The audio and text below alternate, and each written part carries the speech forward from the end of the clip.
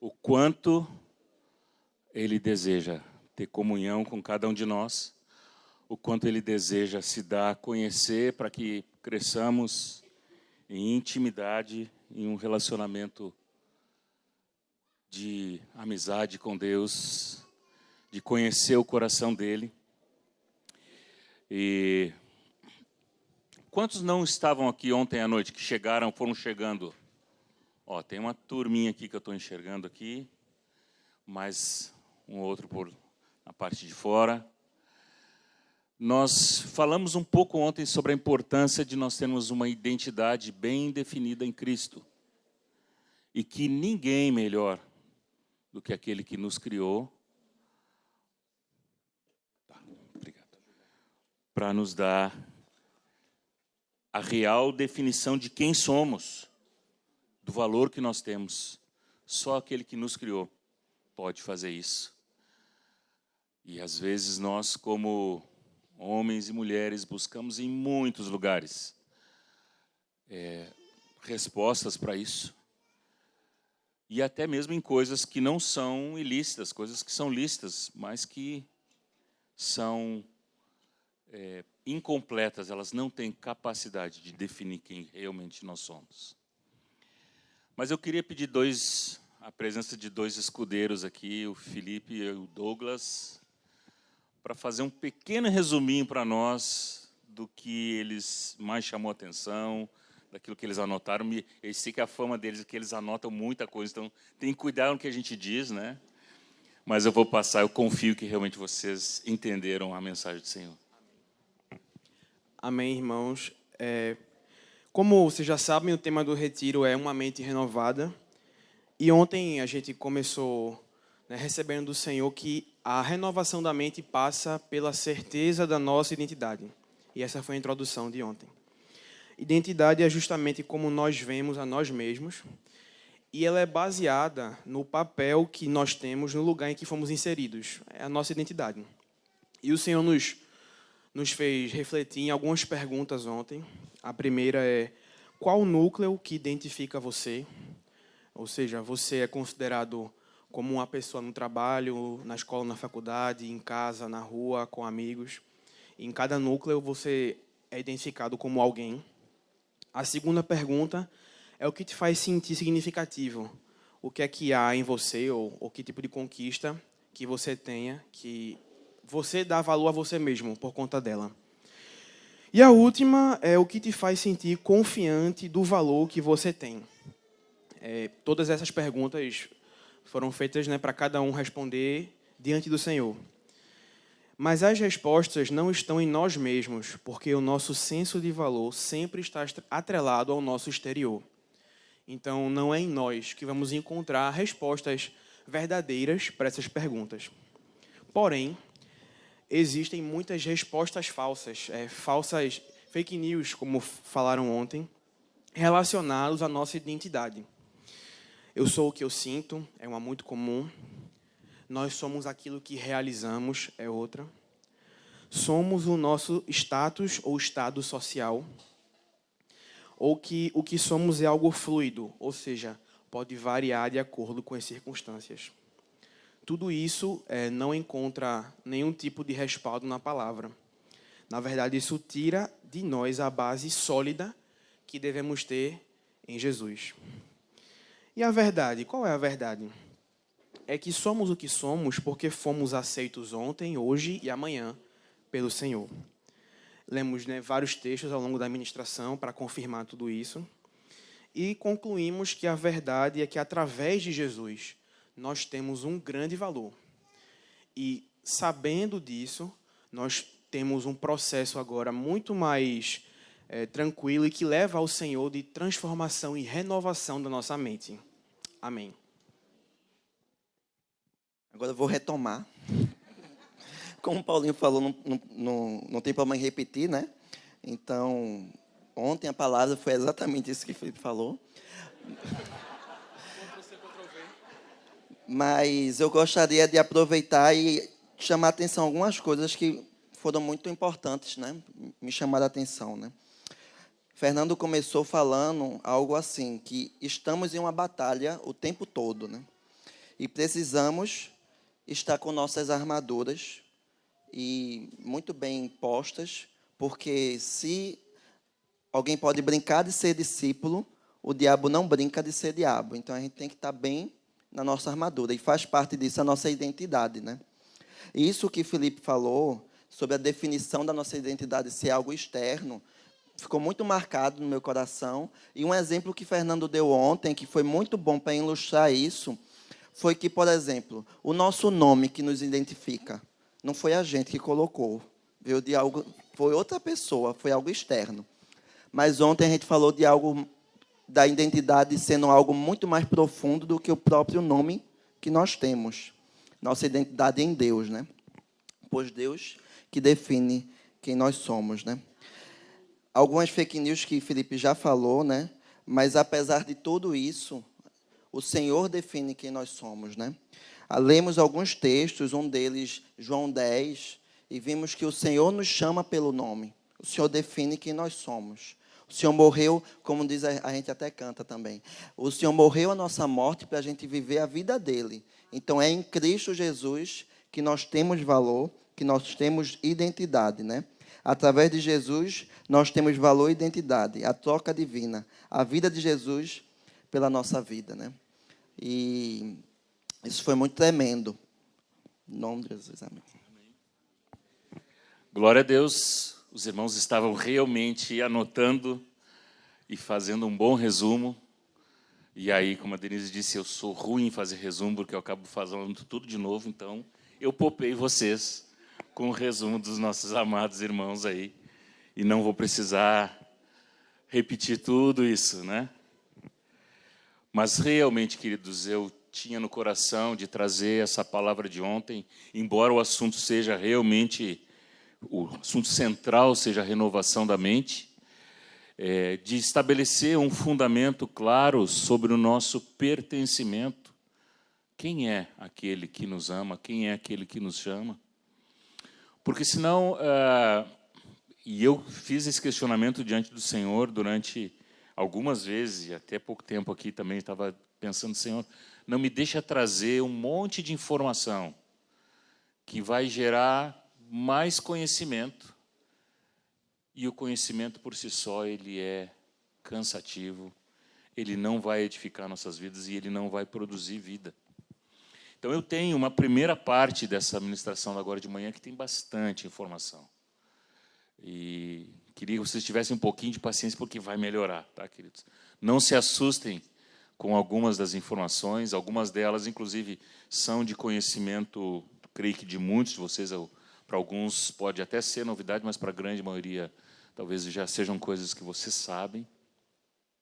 Mas é importante nós também discernirmos este momento que estamos vivendo como sociedade, porque a igreja ela foi chamada por Deus para viver na contramão do que essa sociedade está vivendo.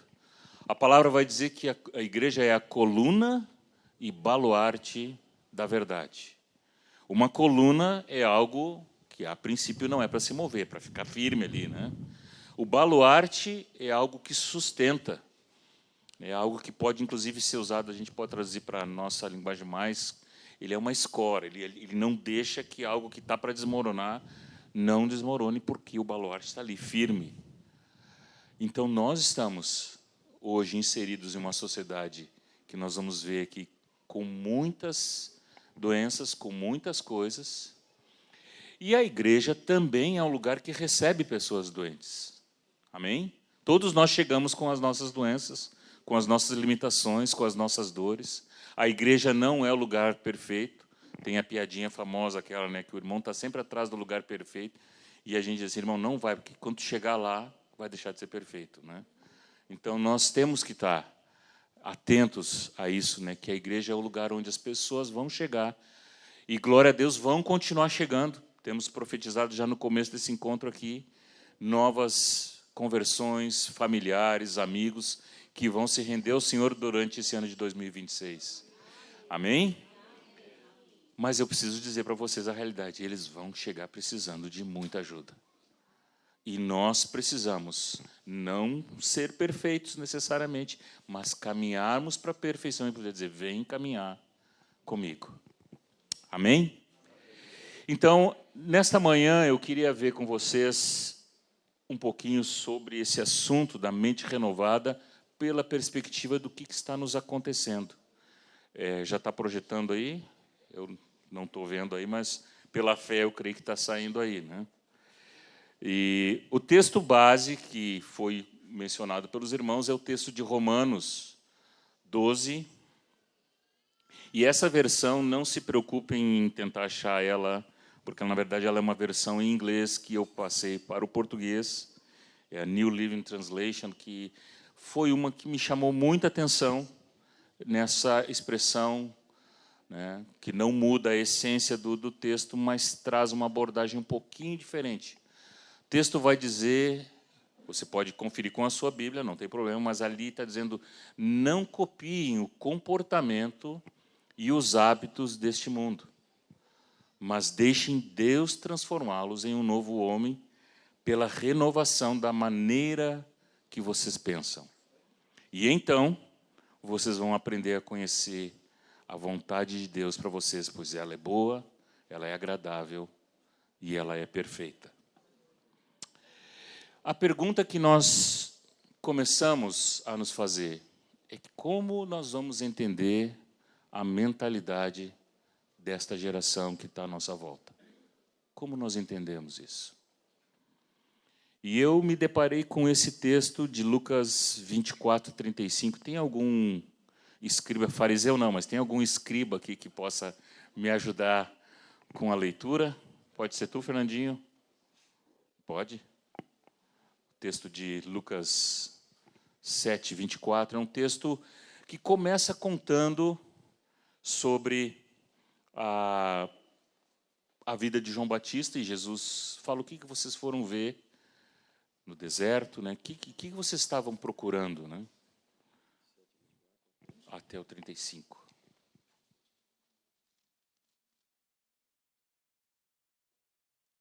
É bom que de um Fernando para outro está tudo em casa aqui, vocês nem vão notar a diferença. Lucas 7, 24. Quando os mensageiros de João se retiraram, Jesus começou a dizer ao povo a respeito de João: o que vocês foram ver no deserto? Um caniço agitado pelo vento? O que vocês foram ver? Um homem vestido de roupas finas? Os que se vestem bem e vivem no luxo moram nos palácios reais. Sim, o que foram ver? Um profeta? Sim, eu lhes digo, e muito mais do que um profeta. Este é aquele de quem está escrito: eis que envio adiante de você o meu mensageiro, o qual preparará o caminho diante de você. E eu lhes digo, entre os nascidos de mulher, ninguém é maior do que João. Mas o menor no reino de Deus é maior do que ele. Todo o povo que o ouviu, e até os publicanos, reconheceram a justiça de Deus, tendo sido batizados com o batismo de João. Mas os fariseus e os intérpretes da lei rejeitaram, quanto a si mesmos, o plano de Deus, não tendo sido batizados por eles. E Jesus continuou: a que, pois, compararei as pessoas desta geração? A que são semelhantes? São semelhantes a meninos que, sentados na praça, gritam uns para os outros: nós tocamos flauta, mas vocês não dançaram. Entoamos lamentações, mas vocês não choraram. Pois veio João Batista, não comendo pão, nem bebendo vinho, e vocês dizem, ele tem demônio. Veio o Filho do Homem comendo e bebendo, e vocês dizem, eis aí um glutão e bebedor de vinho, amigo de publicanos e pecadores. Mas a sabedoria é justificada por todos os seus filhos. Até aqui.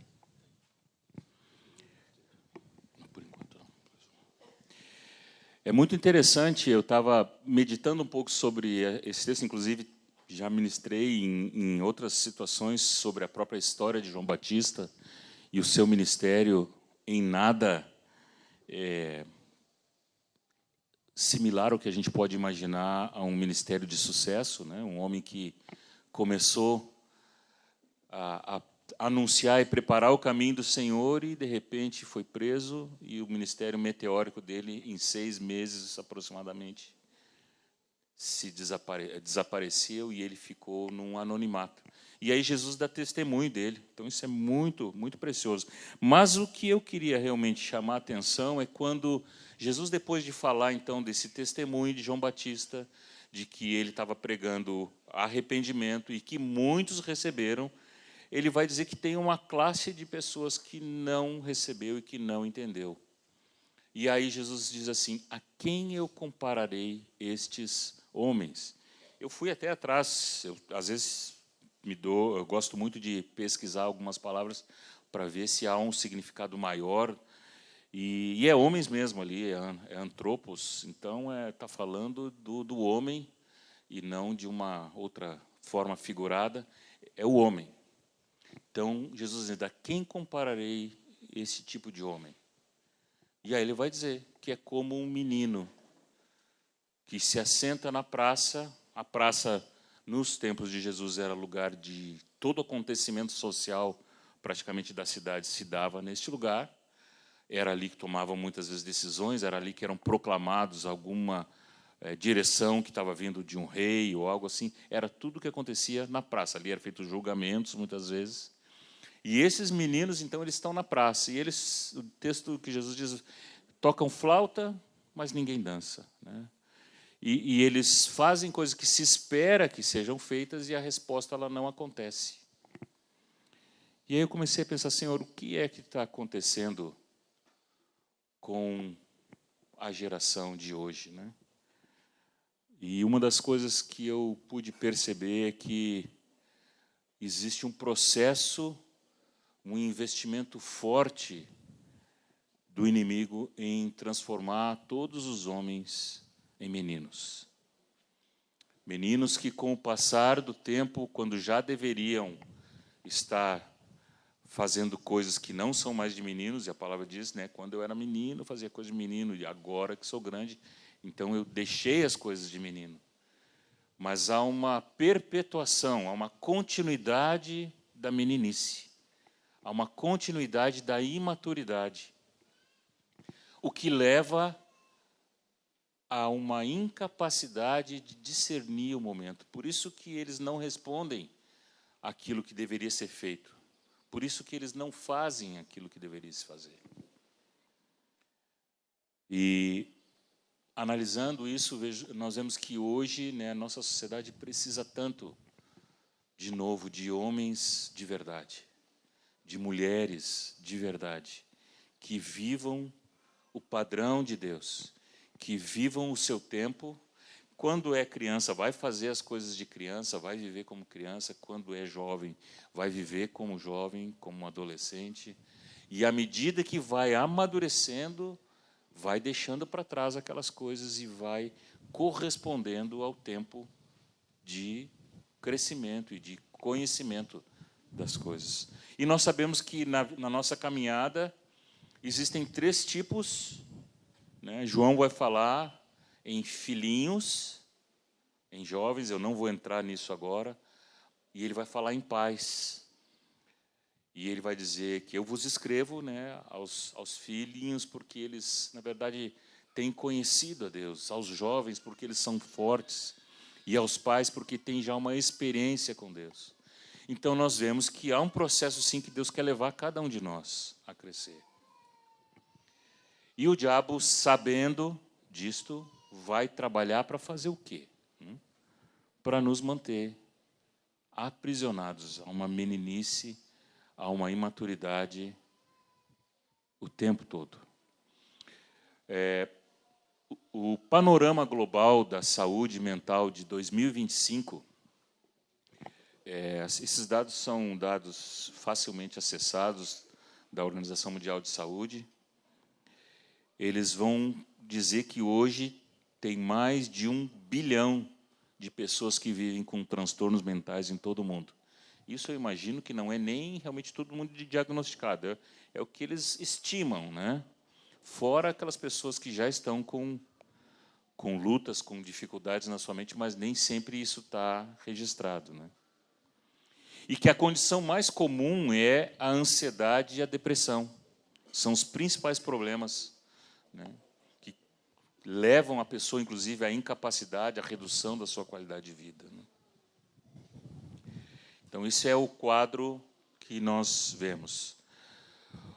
E, ao longo dos últimos 10 anos, nós pegando só os últimos 10 anos, nós vamos ver que a coisa complicou mais ainda. Tivemos aí, em 2019, o episódio da Covid. Está aparecendo, só me... Está mudando?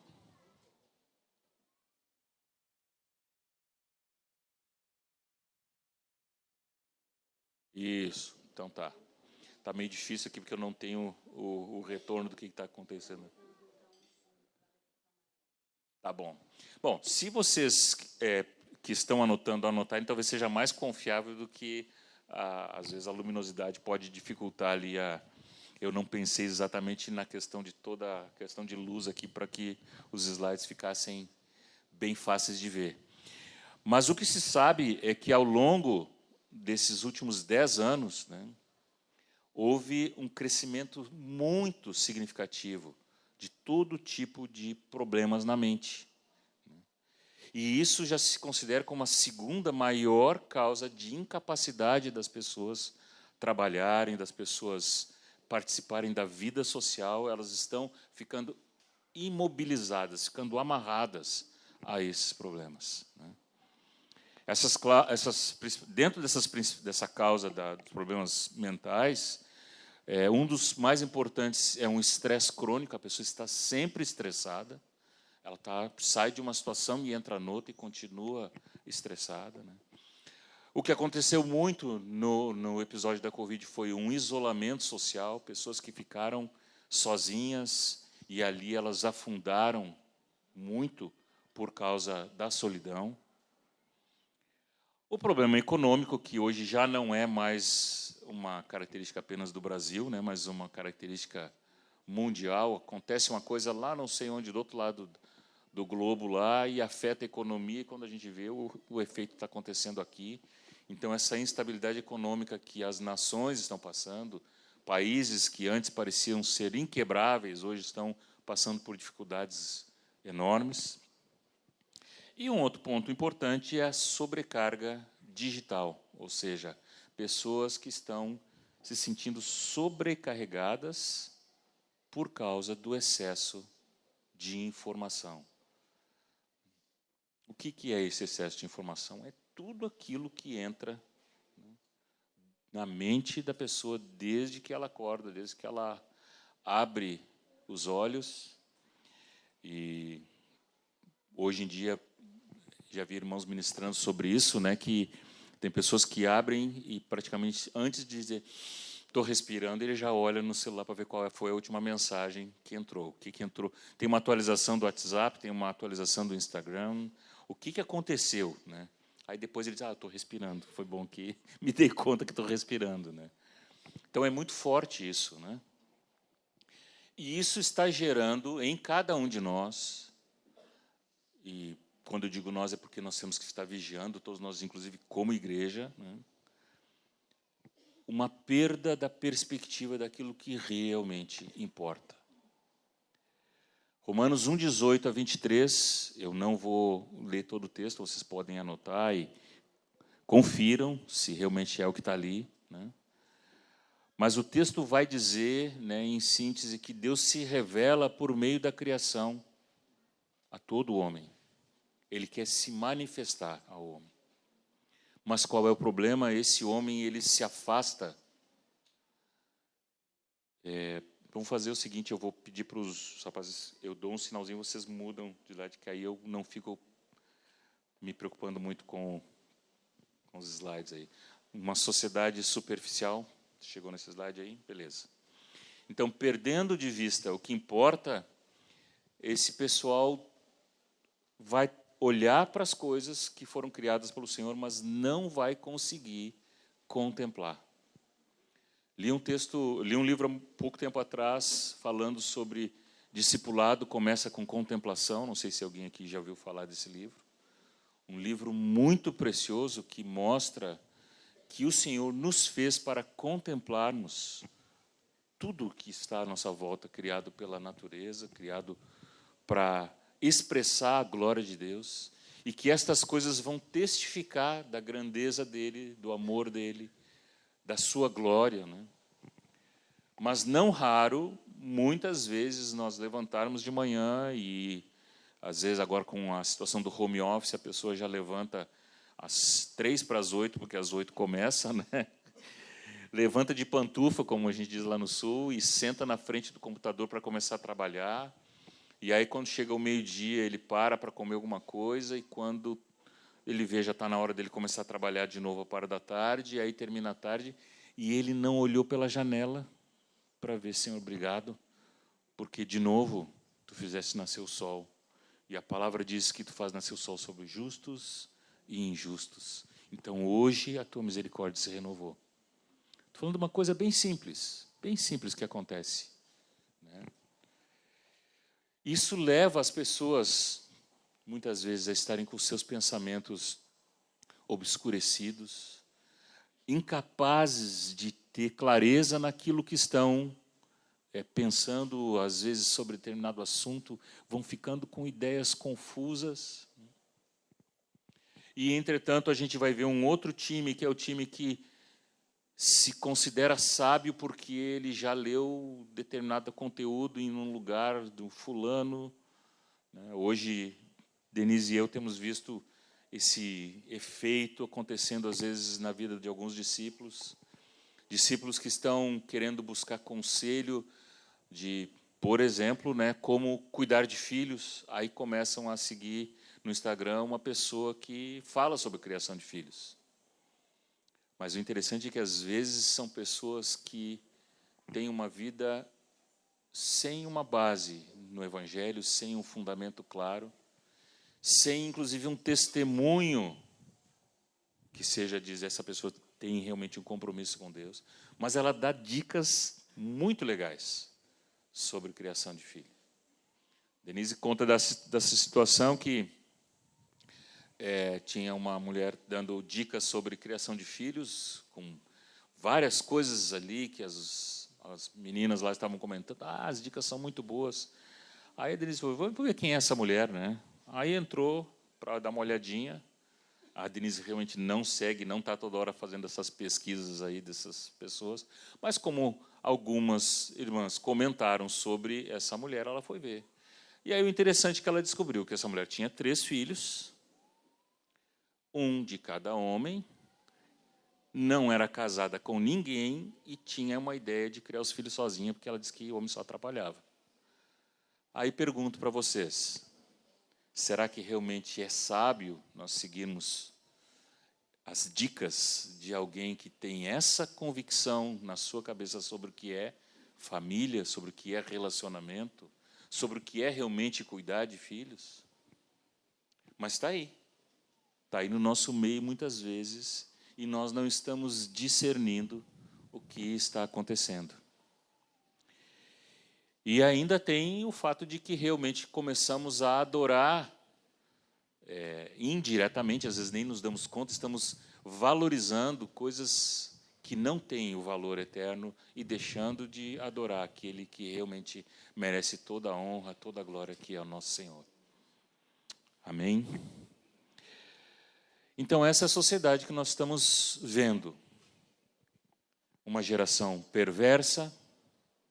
E essa palavra perversa, diz o texto um dos textos que me chamou a atenção, diz, ó geração perversa, até quando eu vos suportarei? Né?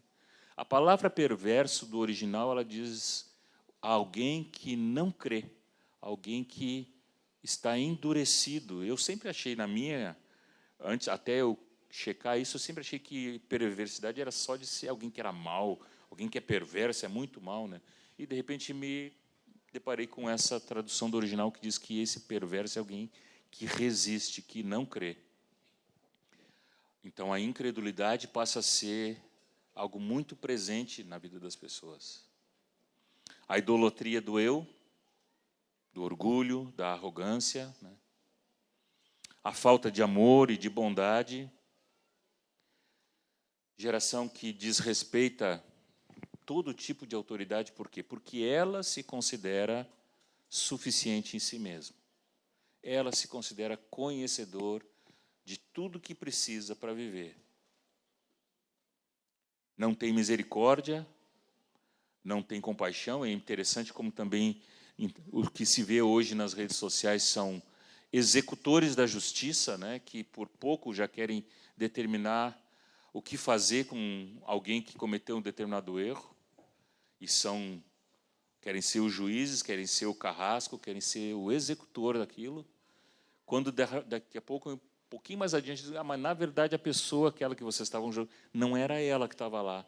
Ah, tá. Mas aí já fez todo um processo de julgamento, de execução, e só foi se dar conta, mas aí também isso não tem muita importância, né? Então, pessoas que são muito rasas na sua capacidade de avaliar situações. Aprovam o que é mal e rejeitam o que é bom. E, como a palavra também diz, muitos estão indiferentes a Deus. E aí surge o paradoxo da informação, né, que, a princípio, nós podemos pensar assim, nunca na história da humanidade nós tivemos tanta informação disponível. É muita informação. Nós temos acesso a qualquer assunto, a qualquer momento nós tiramos dúvidas de coisas e nós podemos consultar a história do outro lado do que acontece na cultura de outro país, ou um acontecimento que agora aconteceu em tal lugar lá do outro lado. Você nunca vai botar os pés lá, você não tem ideia de como é que vive aquele povo, mas você tem a informação, né? Então, nós temos acesso à informação mais do que nunca. Entretanto, isso não nos torna mais sábios, mais compreensivos. Nós somos capazes de saber de uma informação do outro lado do globo, mas nós não conseguimos saber da necessidade, às vezes, de um vizinho que está bem do ladinho na nossa casa ali. Nosso vizinho de apartamento. Às vezes não sabemos nem o nome, né? Digo por experiência própria, de muitas vezes conviver e as pessoas viverem mais de ano no mesmo condomínio e não sabem o nome de ninguém que mora ali. Se precisar de uma ajuda, está frito, porque não sabe com quem falar ali. Então, as pessoas evitam se dar a conhecer e conhecer a outros. Evitam o pensamento profundo, com profundidade. Então, a gente brinca que são os especialistas de 15 segundos, que é o tempo médio que as pessoas ficam na frente de uma imagem nas redes sociais. Não sei se vocês sabiam disso, mas eu trabalhei até um ano e pouco atrás com redes sociais, uma rede social cristã chamada Praticantes, acho que alguns aqui ouviram já falar bastante, né, onde a intenção, né, e a luta que nós tivemos lá era diariamente procurar trazer pequenas doses da palavra de Deus para que as pessoas vissem nessa mensagem algo que produzisse edificação. E era muito interessante que nós, em alguns vídeos que, vamos dizer assim, que viralizaram um pouco, né, conseguimos alguns vídeos com 500 mil, 600 mil visualizações, aquilo dizia assim, puxa, acho que nós estamos começando a acertar em despertar a atenção das pessoas para verem isso. E aí a surpresa é quando nós entrávamos dentro dessa informação e a gente via que desses 500 mil, nós botávamos um vídeo de 1 minuto e meio, olha só, 1 minuto e meio falando sobre uma verdade da palavra. E aí, quando nós entrávamos dentro dessa informação, nós percebíamos que as pessoas tinham ficado olhando aquele vídeo, em média, então pegando o máximo e o mínimo, 10 a 15 segundos na frente daquele vídeo. Mas o vídeo tinha 1 minuto e meio sobre uma verdade da palavra. Mas se eu vi 15 segundos de 1 minuto e meio, 1 minuto e meio já não é um grande tempo, né? Mas 15 segundos, o que será que eu consigo reter dessa palavra que foi compartilhada? Vocês estão entendendo como isso vai produzindo em nós uma mente com dificuldade de entrar a fundo em algo, de perceber as coisas, né? Outra coisa que acontece são os dilemas sociais que são, às vezes, tratados de forma aberta. Não é muito raro alguém ir para essas redes sociais e expor a sua vida. Não, porque aconteceu isso, e ali ela expõe a vida completamente expõe suas intimidades, mas não quer ouvir ninguém. Ela só quer fazer com que os outros saibam o que aconteceu. E, de preferência, que essa exposição dê muitas visualizações. Não está interessado, na verdade, em uma palavra de correção, alguma ajuda, ou, quem sabe, até poder ser levada a um arrependimento em algo, né? Então, tudo fica apressado e descartável. E nós somos mais informados, às vezes, sobre a vida dos outros do que formados pela palavra de Deus, por aquilo que nós precisamos ter para a nossa realidade social. Nós queremos mais saber o que está acontecendo no mundo e não percebemos o que Deus quer falar conosco, né? Que tempo é esse que nós vivemos? Um tempo de constante mudança e até de imposição de valores. É um tempo caracterizado por mudanças na forma até como nós falamos e como nós pensamos. Hoje, nós já vemos aí uma tentativa, e aparentemente ainda há muita resistência, mas a tecla continua sendo batida, né, para que haja uma mudança em várias palavras no português, né? Aí já não é mais bom dia a todos, tu tem que dizer bom dia a todas, a todos, e eu me nego até a dizer os outros, né, porque eu fico, isso por dentro eu começo a querer inventar uma maneira de ser mais inclusivo. Uma mentira do diabo bem grande, né? E esse domínio da linguagem, na verdade, nós podemos não perceber, mas pode começar a entrar na vida da igreja também. Eu não estou dizendo aqui que nós vamos adotar todas, mas tem algumas coisas que começam a entrar. E um exemplo que me chamou a atenção relativamente recente foi que agora estão batendo muito sobre a questão do aborto, né? E eles estão usando agora que essa palavra ela não cai bem na hora de se falar sobre esse assunto. Nós temos que falar sobre direito reprodutivo. E aí começam a dizer, não, na verdade, toda mulher tem a questão do direito reprodutivo. Que raios é esse direito reprodutivo, né? E eu vi um irmão falando, ele disse, não é nem direito e nem reprodutivo. Porque uma vez que há a concepção de uma criança, o direito agora é da criança que foi gerada. E que não pediu para ser gerada, mas foi gerada. Reprodutivo, a reprodução ela acontece porque Deus estabeleceu assim. E agora eles estão dizendo, então, que não é mais uma questão de... Eles também mudaram agora, não é mais uma criança, ali é só apenas um feto ou uma formação de células. Eles começam a querer mudar isso, mas com uma intenção clara. Quanto mais eles batem nessa tecla, as pessoas começam a dizer, é direito reprodutivo, é direito reprodutivo. E isso vai mudando a maneira como as pessoas pensam.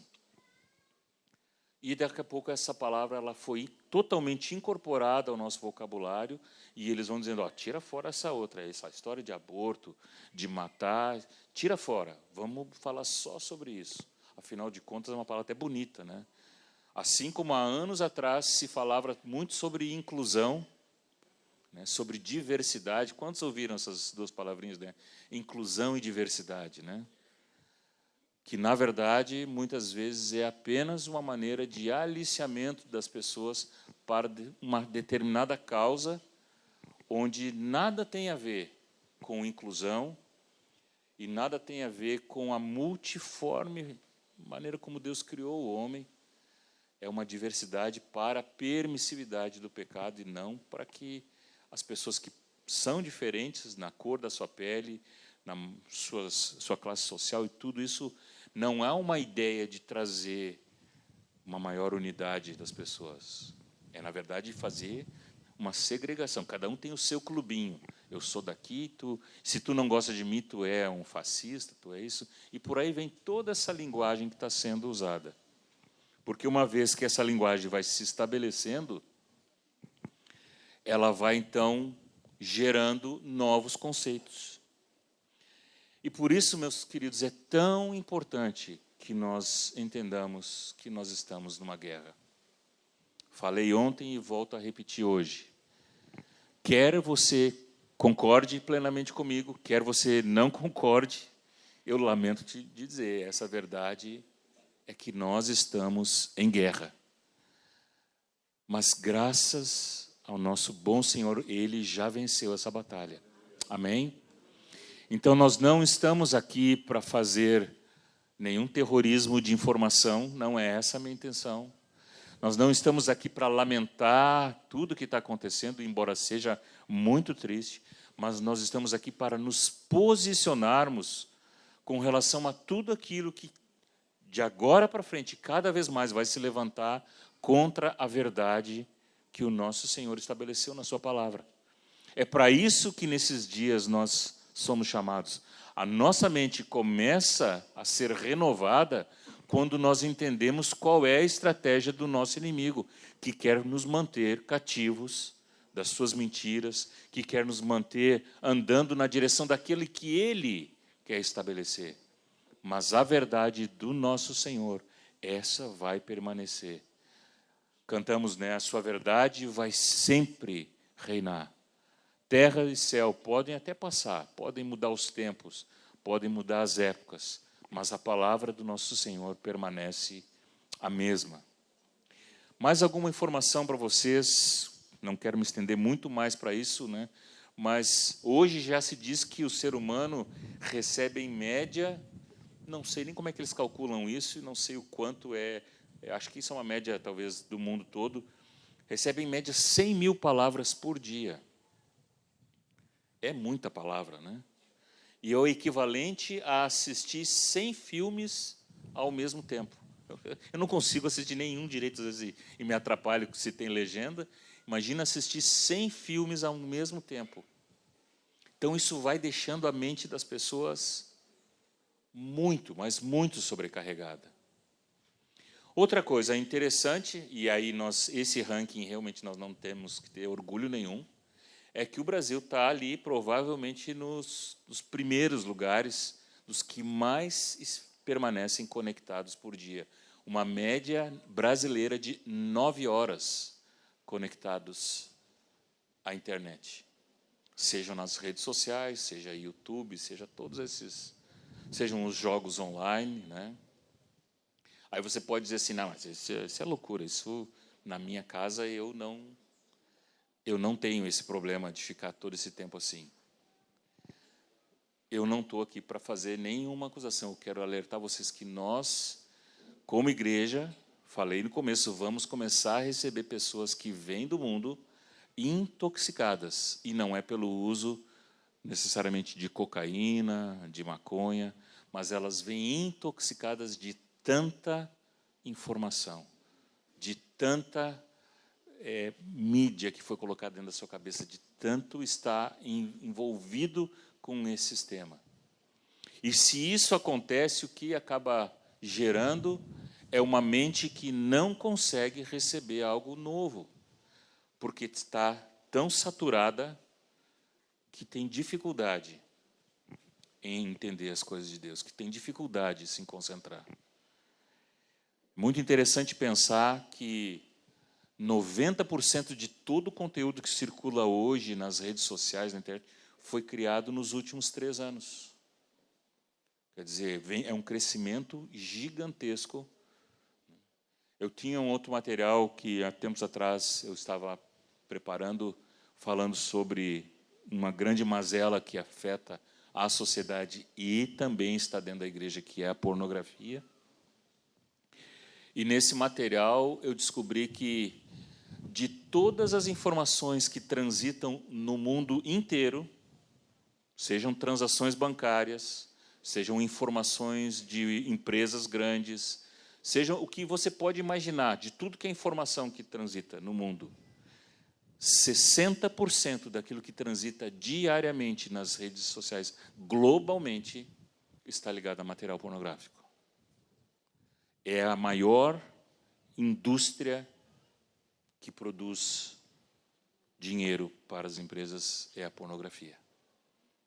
Não é pouca coisa, meus irmãos. 60% de tudo que circula. Quer dizer, nesses 40% que sobrou, estão os e-mails das grandes empresas, estão as transações bancárias, estão as negociações, e tudo que acontece está dentro de 40%. 60% é só lixo que está ali. Então, isso é uma luta constante com a nossa mente. E aí nós vamos agora para um aspecto mais prático. Nós sabemos, e eu amei essa introdução que o Paulinho fez aqui, sobre, ele disse que já fez algumas vezes, mas acho que ele realmente precisa continuar ouvindo quando o Espírito inquietava o Paulinho, porque o Senhor quer relacionamento conosco. E para que haja relacionamento, nós precisamos ser intencionais na maneira como nós nos relacionamos com Deus. Precisamos ter um tempo em que nós ficamos quietos. Eu não sei, para você talvez seja realmente num quarto, às vezes pode ser até no chuveiro, pode ser no trânsito, dentro de um carro, você está ali. Eu não vou aqui estabelecer como é que você vai ter relacionamento com Deus, mas o ideal é que quanto menos distrações nós temos, por isso a importância, às vezes, de entrar dentro do quarto e precisamos fechar a porta. E esse tempo aqui é um tempo que nós podemos meditar na palavra, podemos realmente mastigar isso que o Senhor está querendo nos dar e guardar isso no coração. Quantos de nós aqui, não precisa levantar a mão, só eu vou levantar a mão, né? Já sentamos com a Bíblia para começar a ler e com o celular do lado, e aí entra uma mensagem no WhatsApp, tu vai dar uma olhadinha o que está entrando. E às vezes tu clica uma pessoa te pedindo uma coisa que se tu respondesse naquela hora ou daqui a 2, 3 horas não faria a menor diferença, não é verdade? Ou então uma outra notícia que tem tal situação, vai ter um encontro. Se tu receber aquela notícia ali ou receber no final do dia, também não vai mudar. Mas naquele momento, aquela notícia ela está competindo com o tempo que você poderia ter meditando na palavra. Você está me entendendo? Como é que acontece essa luta constante na nossa mente? Então, renovar a nossa mente é nós entendermos estes mecanismos que estão sendo armados pelo mundo. O Senhor disse que não era para nós fugir do mundo, não precisamos ir necessariamente para um mosteiro, vamos tudo virar agora frei e freirinha para ficar escondido.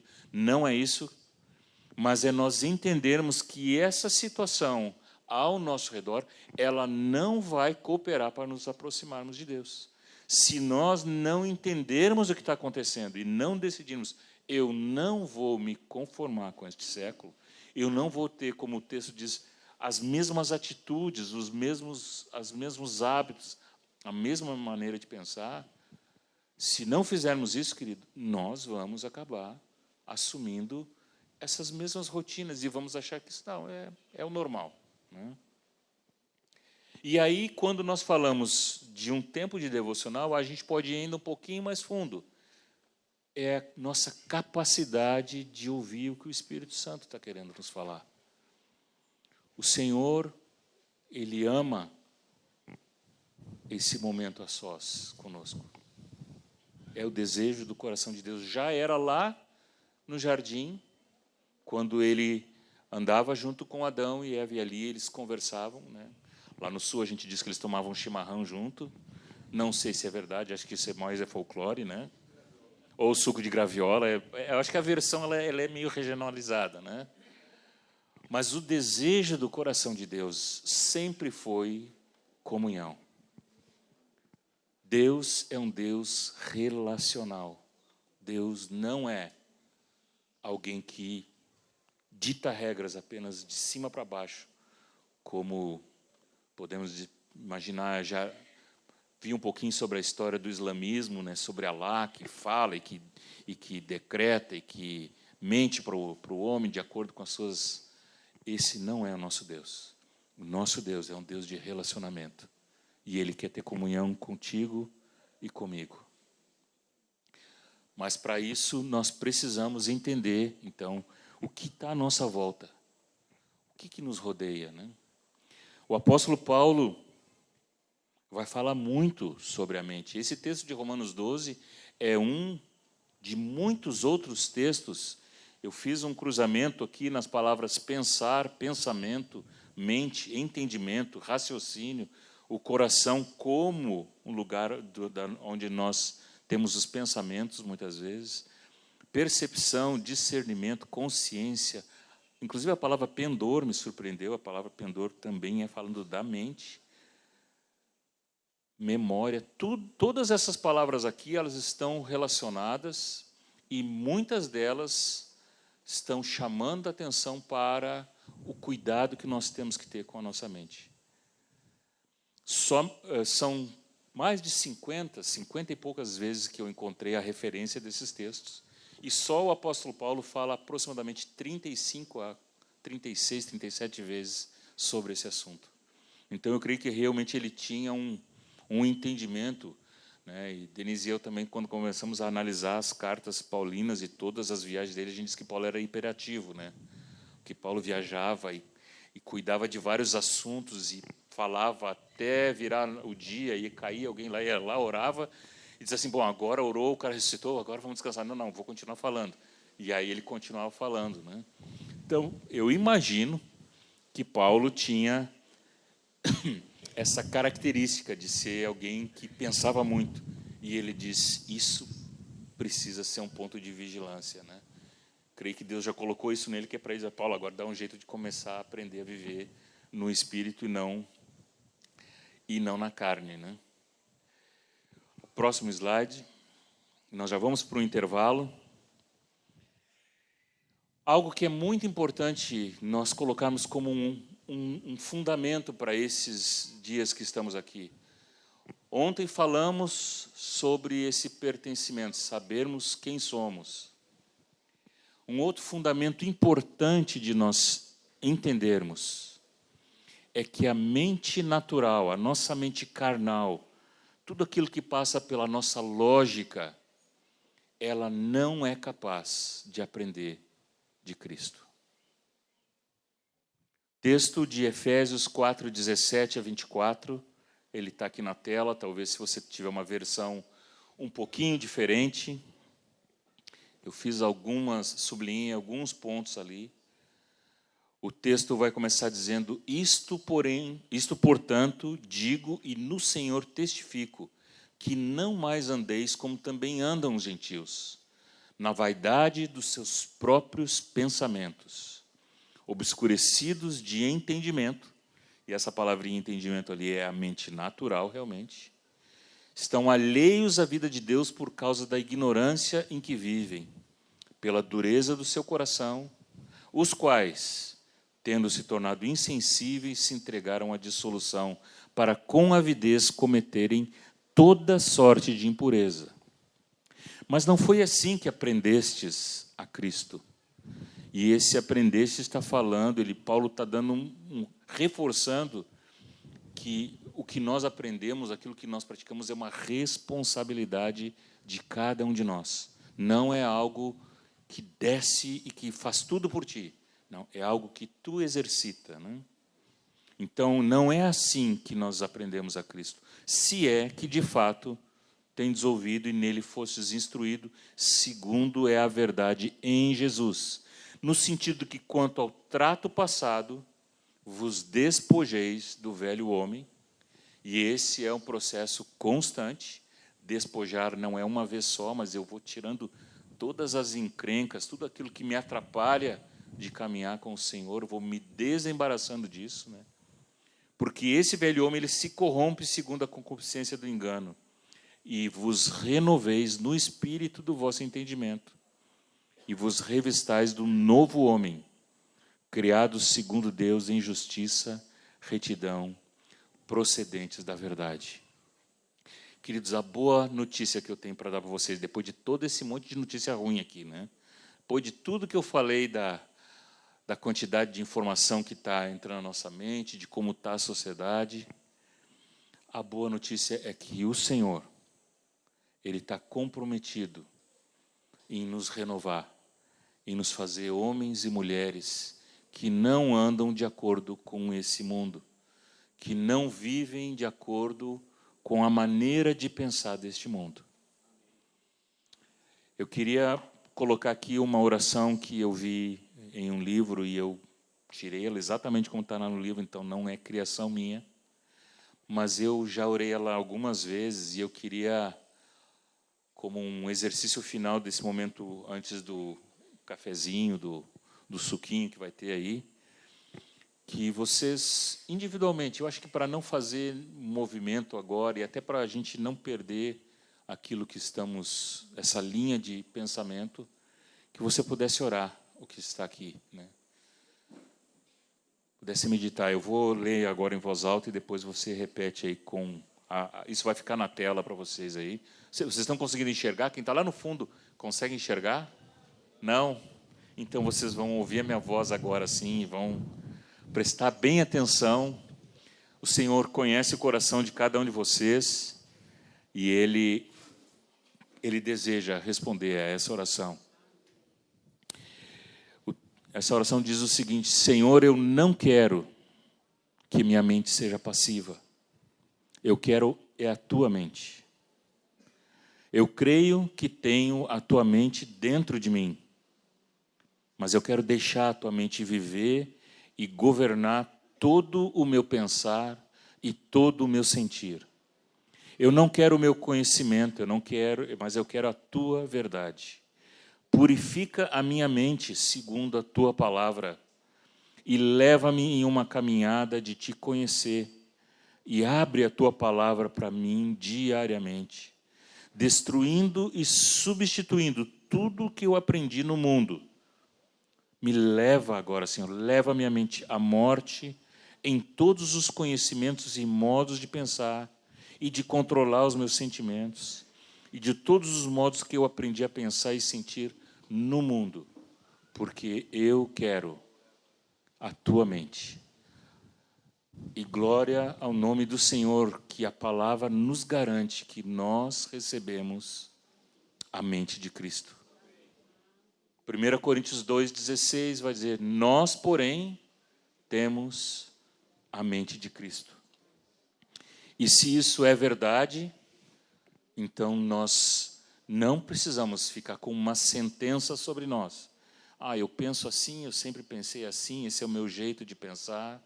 Não, nós temos recebido do Senhor condição para viver este evangelho, viver essa palavra, que é o poder de Deus para a transformação de cada um de nós. Porque Ele fez essa obra. Não é a minha mente dando uma melhoradinha. Não é a minha mente que deu assim uma ajeitadinha nela. A palavra diz que nós recebemos agora a mente de Cristo. E este é o campo de batalha que nós precisamos identificar. Essa é a luta que nós precisamos travar constantemente. Não só hoje, não só aqui no retiro, mas nos dias da semana, é quando vamos ao trabalho, é quando nos deslocamos para qualquer lugar, é quando estamos nos relacionando. Em todo lugar, nós precisamos aprender. E vamos falar depois do intervalo sobre essa prática da oração e o que é importante nós entendermos e fazermos o Senhor participante do nosso dia a dia, dos nossos momentos. Tudo para Ele é importante. Nosso Deus se importa com cada detalhe da nossa vida. A questão é que nós, muitas vezes, não fazemos Ele participante da nossa história, do nosso dia a dia. Vamos ficar em pé?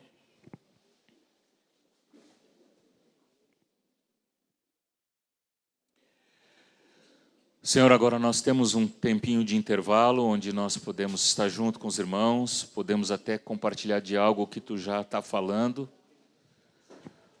Mas, Senhor, a nossa oração é que nós não fiquemos realmente com a nossa mente passiva e aceitando todo esse sistema que está à nossa volta. Todas as coisas que a sociedade vive hoje e que não vai ficar melhor, nós queremos aqui renunciar, Senhor. E queremos nos apropriar de novo e repetir essa verdade de novo e de novo, Senhor, de que nós temos a mente de Cristo e que nós queremos andar naquilo que tu tem preparado para cada um de nós, porque nós somos chamados para expressarmos a tua glória neste mundo, Senhor. Somos chamados para manifestar o teu amor, a tua bondade a um mundo que não tem uma verdadeira esperança, mas nós temos conhecido a ti. Obrigado, Senhor, por esse primeiro momento, que isto seja um alerta realmente para cada um de nós e que nós possamos reter o que é bom, possamos tirar fora todo o medo, não aceitar aqui, Senhor, nenhuma sentença de que é assim que nós temos que ser, ou estamos vivendo numa coisa que não tem como ser quebrado, mas nós queremos, Senhor, receber o novo que tu tem para cada um de nós. Obrigado pela tua palavra, obrigado pela verdade imutável da tua palavra, Senhor. Oramos e bendizemos o teu nome, Pai. Em nome de Jesus.